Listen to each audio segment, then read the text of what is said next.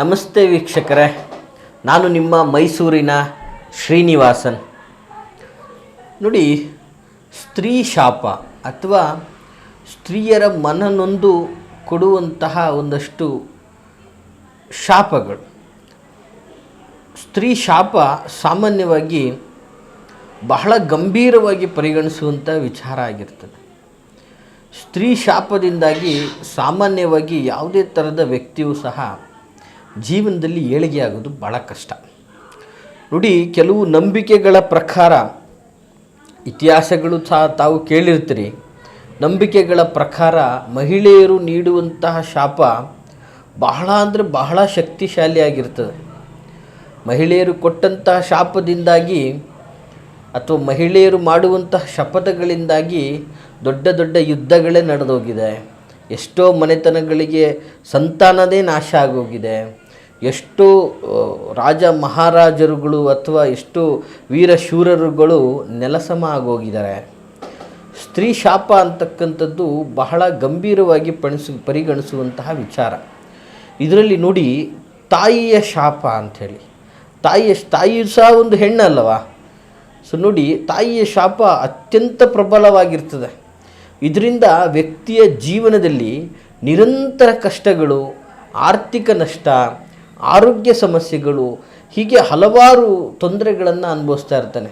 ಸಾಮಾನ್ಯವಾಗಿ ತಾಯಿ ಯಾರಿಗೆ ಶಾಪ ಕೊಡ್ತಾಳೆ ಅನ್ನುವಂಥದ್ದು ಕೇಳ್ಬೋದು. ನೋಡಿ, ಸಾಮಾನ್ಯವಾಗಿ ಯಾವುದೇ ಒಬ್ಬರಾಗಲಿ ಮನ ನೊಂದು ಇವತ್ತು ಅಷ್ಟು ಚೆನ್ನಾಗಿ ನೋಡ್ಕೊಂಡಂಥ ಎತ್ತ ತಾಯಿನ ಬೀದಿ ಪಾಲು ಮಾಡಿಬಿಡ್ತಾರೆ. ಸೊ ಜೊತೆಗೆ ಯಾರ್ಯಾರ್ದು ಮಾತುಗಳನ್ನು ಕೇಳಿ ವ್ಯರ್ಥ ತಾಯಿಯಂದಿರನ್ನು ದೂಡುವಂಥದ್ದು, ಅಥವಾ ಅವ್ರ ಹತ್ರ ಇರೋದನ್ನು ಕಿತ್ಕೊಂಡು ಅವರು ಒಂದು ಇಳಿ ವಯಸ್ಸಲ್ಲಿ ಅವಳ ಆಸರೆಗೆ ಅಂತ ಇಟ್ಕೊಂಡಿದ್ದನ್ನು ಸಹ ಕಿತ್ಕೊಂಡು ತಿನ್ನುವಂತಹ ವ್ಯಕ್ತಿತ್ವಗಳು ಬಹಳ ಇರ್ತದೆ. ಇಂತಹ ಸಂದರ್ಭದಲ್ಲಿ ಮನನೊಂದಂಥ ತಾಯಿ ಯಾವುದೇ ಕಾರಣಕ್ಕೂ ತಾಯಿ ಶಾಪ ಹಾಕಲ್ಲ. ಅಂತಹ ಶಾಪಕ್ಕೆ ಗುರಿ ಹಾಕಿದವನು ಯಾವತ್ತೂ ಕೂಡ ಏಳಿಗೆ ಆಗಲಿಕ್ಕೆ ಸಾಧ್ಯ ಇಲ್ಲ. ಜೊತೆಗೆ ಪತ್ನಿಯ ಶಾಪ ನೋಡಿ, ಈ ಪತ್ನಿಯ ಶಾಪ ಅಂತ ನೋಡಿದಾಗ, ಪತ್ನಿಯ ಶಾಪಕ್ಕೆ ಗುರಿಯಾದಂತಹ ವ್ಯಕ್ತಿಯ ಜೀವನ ಹೇಗಿರ್ತದೆ ಅಂದರೆ, ಗೃಹಸ್ಥ ಜೀವನದಲ್ಲಿ ಅಂದರೆ ಅವನ ಒಂದು ಸಾಂಸಾರಿಕ ವ್ಯಾವಹಾರಿಕ ಜೀವನದಲ್ಲಿ ಅವನಿಗೆ ನೆಮ್ಮದಿದಾಯಕ ಜೀವನವೇ ಇರೋದಿಲ್ಲ. ಕೊರತೆಗಳಾಗ್ತಾ ಇರುತ್ತೆ, ವೈವಾಹಿಕ ಕಲಹಗಳಾಗ್ತಾ ಇರುತ್ತೆ. ಸಂಸಾರದಲ್ಲಿ ಪತಿ ಪತ್ನಿಗೆ ಸದಾ ಕಲಹ, ನೆಮ್ಮದಿಯ ವಾತಾವರಣ ಇರಲ್ಲ. ವಂಶ ಪರಂಪರೆಯ ತೊಂದರೆಗಳು, ಸಂತಾನದಲ್ಲಿ ಕುಂಠಿತ ಆಗುವಂಥದ್ದಾಗಿರ್ಬೋದು, ವಂಶವೃದ್ಧಿಯಲ್ಲಿ ತೊಂದರೆಗಳಾಗುವಂಥದ್ದಾಗಿರ್ಬೋದು, ಅಥವಾ ನಿಮ್ಮ ಸಂತಾನನೇ ನಿಮಗೆ ಎದುರು ಬೀಳುವಂತಹ ವ್ಯವಸ್ಥೆ ಆಗ್ಬೋದು. ಈ ರೀತಿಯಾದಂತಹ ತೊಂದರೆಗಳಾಗ್ತಾ ಇರ್ತದೆ. ಜೊತೆಗೆ ಯಾವುದೇ ಒಂದು ಸ್ತ್ರೀಗೆ ಅನ್ಯಾಯವನ್ನು ಮಾಡಿದ್ರೆ ಅಥವಾ ನಂಬಿಸಿ ಮೋಸವನ್ನು ಮಾಡುವಂಥ ವ್ಯವಸ್ಥೆ, ಆ ಸ್ತ್ರೀಯನ್ನು ನಿಮ್ಮ ಸ್ವಾರ್ಥಕ್ಕೆ ಉಪಯೋಗಿಸಿಕೊಂಡು ಆಕೆಗೆ ಅನ್ಯಾಯ ಮಾಡಿದಂತಹ ಆ ಒಂದು ಅನ್ಯಾಯಕ್ಕೆ ಒಳಗಾದಂತಹ ಸ್ತ್ರೀ ಅವಳ ಹೃದಯದಿಂದ ನೊಂದು ಬರುವಂತಹ ಶಾಪದಿಂದ ಒಬ್ಬ ವ್ಯಕ್ತಿಯ ಜೀವನದಲ್ಲಿ ಸಂತೋಷ ಅಂತಕ್ಕಂಥದ್ದೇ ನಾಶ ಆಗ್ತದೆ. ಜೊತೆಗೆ ಮಾನಸಿಕ ಶಾಂತಿ ಹಾನಿಯಾಗಿ ನಾನಾ ಥರದ ಗಂಡಾಂತರಗಳು ಸಂಭವಿಸುವಂತಹ ವ್ಯವಸ್ಥೆಗೆ ಅವನು ಹೋಗ್ತಾನೆ ಅಂತಲೂ ಸಹ ಹೇಳ್ಬೋದು. ಜೊತೆಗೆ ನೋಡಿ, ಈ ಸ್ತ್ರೀ ಶಾಪ ಅಂತ ಬಂದಾಗ ಸಾಮಾನ್ಯವಾಗಿ ಕೆಲವು ಮಕ್ಕಳಿಗೂ ಅನ್ಯಾಯ ಆಗಿರ್ತದೆ. ಗೊತ್ತಿಲ್ಲದೆ ನಾನಾ ರೀತಿಯಾದಂತಹ ಮೋಸಗಳನ್ನು ಮಾಡಿಬಿಡ್ತಾರೆ. ವೃತ್ತಿ ಜೀವನದಲ್ಲಿ ಆಗಿರ್ಬೋದು, ಅಥವಾ ಆರ್ಥಿಕ ವ್ಯವಸ್ಥೆಯಲ್ಲಿ ಆಗಿರ್ಬೋದು, ಅಥವಾ ಆಕೆಯ ಒಂದು ಸಾಂಸಾರಿಕ ಜೀವನದಲ್ಲಿ ಆಗಿರ್ಬೋದು. ಎಷ್ಟೋ ಮಹಿಳೆಗಳಿಗೆ, ಅವಿವಾಹಿತ ಮಹಿಳೆಗಳಿಗೆ ಅಥವಾ ವಿವಾಹಿತ ಮಹಿಳೆಗಳಿಗೆ ಇವತ್ತೊಂದು ದಿನ ಪರಪುರುಷರಿಂದಾಗಿ ಭಾಳಷ್ಟು ನೋವು ಸಂಕಷ್ಟಗಳನ್ನು ನಾವು ನೋಡಿದ್ದೀವಿ. ಎಷ್ಟೋ ಬಾರಿ ಅವರ ಒಂದು ಅಸಹಾಯಕತೆಯನ್ನು ಗಮನಿಸಿಕೊಂಡು ಅವರಿಗೆ ಒಂದು ಜೀವನವನ್ನು ಕಲ್ಪಿಸಿಕೊಡುವಂಥ ವ್ಯವಸ್ಥೆಯಲ್ಲಿ ಎಲ್ಲ ಸ್ವಾರ್ಥಪರರಾಗಿ ಅವರನ್ನು ಉಪಯೋಗಿಸ್ಕೊಂಡು ಕಡೆಯದಾಗಿ ಅವರನ್ನು ತುಚ್ಛವಾಗಿ ಕಾಣುವಂಥದ್ದು. ಮತ್ತು ಎಷ್ಟೋ ಬಾರಿ ನೋಡಿದ್ದೀನಿ, ಆ ಒಂದು ವ್ಯವಸ್ಥೆಯಿಂದಾಗಿ ಕೆಲವೊಂದು ಸ್ತ್ರೀಯರ ಜೀವನನೇ ನಾಶ ಆಗಿಬಿಟ್ಟಿರುತ್ತೆ.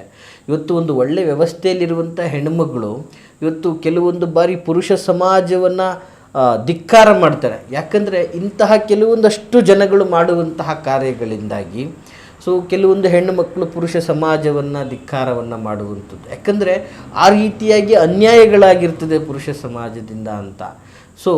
ಈ ರೀತಿಯಾಗಿ ಸ್ತ್ರೀ ಶಾಪದಿಂದ ನೊಂದು ಬೆಂದು ಸಂಕಷ್ಟಕ್ಕೆ ಗುರಿಯಾಗಿದ್ದೀರಾ? ಈ ಸ್ತ್ರೀ ಶಾಪ ಸಂಪೂರ್ಣ ವಿಮೋಚನೆ ಆಗುತ್ತಾ?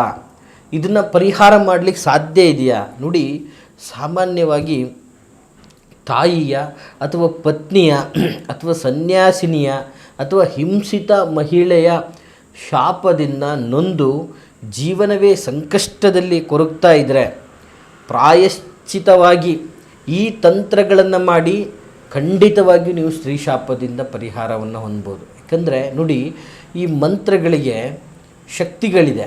ಯಾಕಂದರೆ ಆಗಿನ ಕಾಲದಲ್ಲಿ ಋಷಿ ಮುನಿಗಳು ದೈವವನ್ನು ಆರಾಧನೆ ಮಾಡಿಕೊಂಡು ಮಂತ್ರಗಳನ್ನು ಹೇಳ್ಕೊಂಡೇ ಒಂದು ತೊಟ್ಟು ನೀರನ್ನು ಸೇವನೆ ಮಾಡಿದ್ರೆ ಬರೀ ಮಂತ್ರಗಳನ್ನೇ ಜೀವಿಸಿರುವಂಥ ಇತಿಹಾಸಗಳಿದೆ.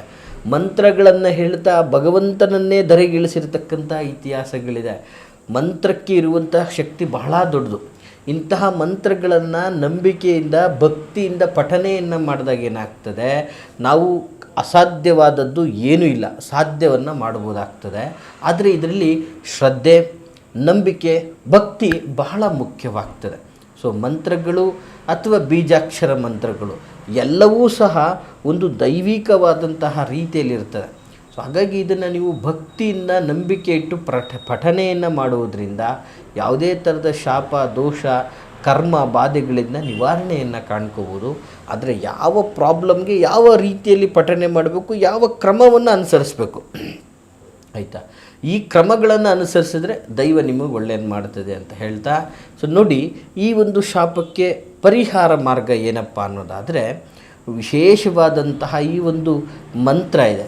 ಈ ಒಂದು ಮಂತ್ರವನ್ನು ತಾವು ಒಂದು ತಾಮ್ರದ ತಗಡಿನಲ್ಲಿ ಬರಿಬೇಕಾಗ್ತದೆ. ಒಂದು ತಾಮ್ರದ ತಗಡನ್ನು ತೆಗೆದುಕೊಂಡು ಆ ತಾಮ್ರದ ತಗಡಿನಲ್ಲಿ ಈ ಮಂತ್ರವನ್ನು ಬರೆದು 28 ಬಾರಿ ಈ ಮಂತ್ರವನ್ನು ಜಪಿಸಬೇಕಾಗ್ತದೆ. 28 ಬಾರಿ ಈ ಮಂತ್ರವನ್ನು ಜಪಿಸಬೇಕಾಗ್ತದೆ. ಜಪಿಸಿದಂತಹ ಮಂತ್ರದ ನಂತರ ಅರಳಿ ಮರದ ಬುಡದಲ್ಲಿರುವಂತಹ, ಆಯಿತಾ, ಅರಳಿ ಮರದ ಬುಡದಲ್ಲಿರುವಂತಹ ಕೊಂಚ ಮಣ್ಣನ್ನು ತೆಗೆದುಕೊಂಡು ಬಂದು ಒಂದು ಹಳದಿ ರೇಷ್ಮೆ ಬಟ್ಟೆಯಲ್ಲೇ ಆ ಒಂದು ಮಣ್ಣು ಜೊತೆಗೆ ಈ ಒಂದು ತಾಮ್ರದ ತಗಡನ್ನು ಹಾಕಿ ಗಂಟನ್ನು ಕಟ್ಕೊಳ್ಬೇಕು. ಈ ಗಂಟನ್ನು ಕಟ್ಕೊಂಡು ಪೂಜಾ ಮಂದಿರದಲ್ಲಿ ಇದನ್ನು ನಿಮ್ಮ ಪೂಜಾ ಮಂದಿರದಲ್ಲೇ ಕಟ್ಟಬೇಕು. ಈ ರೀತಿಯಾಗಿ ಕಟ್ಟಿದ್ರೆ ನಿಮಗೆ ಈ ಒಂದು ಶಾಪದಿಂದ ಮುಕ್ತಿ ಹೊಂದ್ಬೋದು.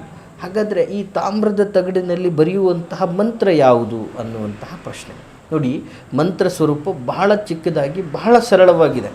ಯಾಕಂದರೆ ಇವತ್ತು ಮಂತ್ರೋಚ್ಚಾರಗಳನ್ನು ಬಹಳ ದೊಡ್ಡದಾಗಿ ಎಲ್ಲವೂ ಕೂಡ ಯಾರೂ ಸಹ ಹೇಳಲಿಕ್ಕೆ ಬಹಳ ಕಷ್ಟ ಆಗ್ತದೆ. ಬಹಳ ಸಿಂಪಲ್ಲಾಗಿ ಸರಳವಾಗಿ ಒಂದು ಒಳ್ಳೆಯದಾಗಬೇಕು. ಆ ಥರದ ಒಂದು ಉಪಾಯಯುತವಾದಂತಹ ಮಂತ್ರ ಇದು. ಮಂತ್ರವನ್ನು ಸರಿಯಾಗಿ ನೋಟ್ ಮಾಡಿಕೊಳ್ಳಿ.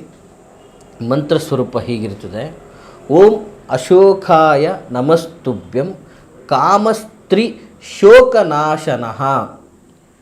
ಮತ್ತೊಂದು ಸಲ ಹೇಳ್ತಾ ಇದ್ದೀನಿ ವೀಕ್ಷಕರೇ, ಓಂ ಅಶೋಕಾಯ ನಮಸ್ತುಭ್ಯಂ ಕಾಮಸ್ತ್ರೀ ಶೋಕನಾಶನಃ.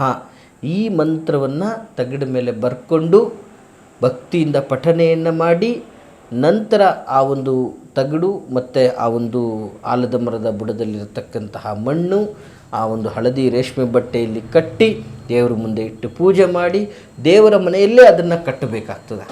ಈ ರೀತಿ ಮಾಡೋದ್ರಿಂದ ನಿಮಗೆ ಸ್ತ್ರೀ ಶಾಪಗಳಿಂದ, ಕೋಪ ಅಥವಾ ಅವರು ಹಾಕುವಂತಹ ಒಂದು ಉಸಿರು ಅಥವಾ ಅವರು ಹಾಕುವಂತಹ ಶಾಪದಿಂದ ನೀವು ವಿಮುಕ್ತರಾಗ್ತೀರಿ.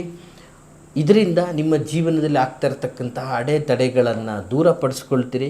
ನೆಮ್ಮದಿದಾಯಕ ಬದುಕು ನೀವು ಕಾಣ್ಬೋದಾಗ್ತದೆ. ಕೆಲವೊಂದು ಬಾರಿ ನೀವು ಈ ರೀತಿ ಮಾಡುವಂತಹ ಕಾರ್ಯಗಳಿಂದ ತುಂಬ ದೊಡ್ಡ ಮಟ್ಟದ ಸಮಸ್ಯೆಗಳಿಗೆ ಸಿಲುಕಿರ್ತೀರ.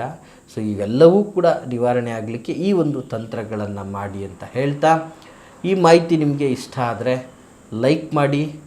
ಜೊತೆಗೆ ಯಾರೆಲ್ಲ ಈ ರೀತಿ ಸಂಕಷ್ಟದಲ್ಲಿದ್ದೀರಿ ಅವರಿಗೆ ಈ ವಿಡಿಯೋನ ಶೇರ್ ಮಾಡಿ. ನಮ್ಮ ಚಾನೆಲನ್ನು ಸಬ್ಸ್ಕ್ರೈಬ್ ಮಾಡಿಕೊಳ್ಳಿ ಅಂತ ಹೇಳ್ತಾ, ಎಲ್ರಿಗೂ ಒಳ್ಳೆಯದಾಗಲಿ.